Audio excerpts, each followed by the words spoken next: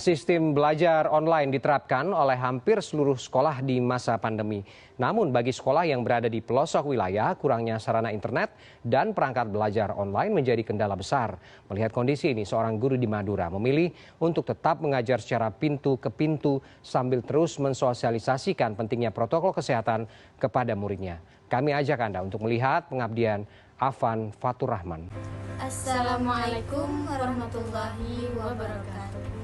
Video tersebut dapat kita lihat bahwa Afan Fatur Rahman adalah guru yang sangat profesional. Apa sih yang namanya guru profesional? Mari kita bahas sama-sama, guys. Profesionalisme berasal dari kata profesi. Istilah tersebut dapat dipahami secara sederhana dengan keahlian atau kompetensi. Profesionalisme memiliki padanan kata bahasa Arab ahliyah yang merupakan asal kata dari ahlu yang dalam kamus Al-Munawwir memiliki arti kepantasan, kelayakan, keahlian, dan kecakapan. Kata ahlu merupakan bentuk masdar dari kata ahila yang memiliki arti menjadikan ahli, cakap, atau pantas. Argumentasi ini diperkuat oleh konteks hadis Nabi yang makna ahlu di situ dimaknai dengan keahlian atau kompetensi.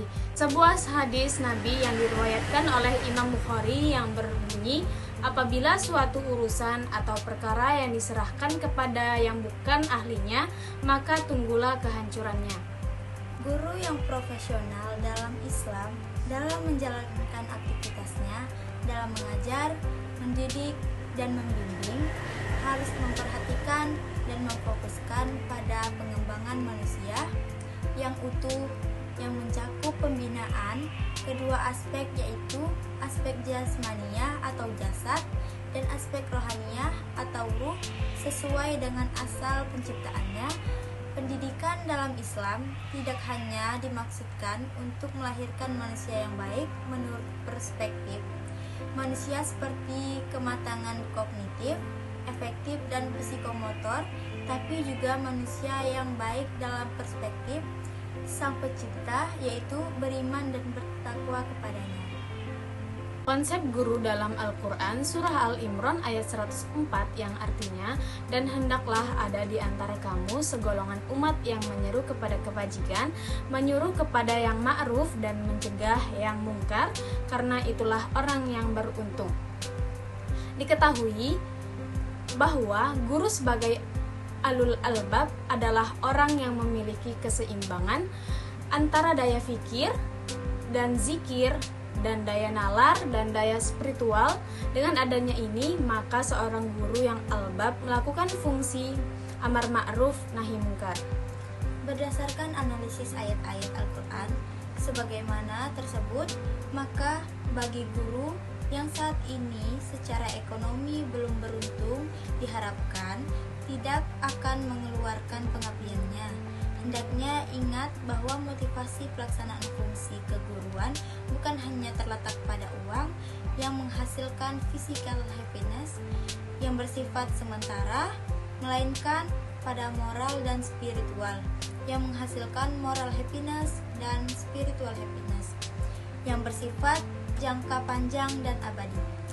Bagi guru yang saat ini secara ekonominya sudah membaik, hendaknya dapat digunakan sebagai momentum untuk meningkatkan pengabdiannya secara profesional dibandingkan dengan penelitian sebelumnya, sambil tetap bersyukur dan mawas diri agar tidak merubah tugas keguruannya sebagai pengabdian pada kemanusiaan dan peradaban. Kemudian, bagi para calon guru, hendaknya disadari bahwa profesi guru bukan untuk mengejar kebahagiaan yang bersifat finansial atau physical happy, melainkan lebih pada moral dan spiritual happiness.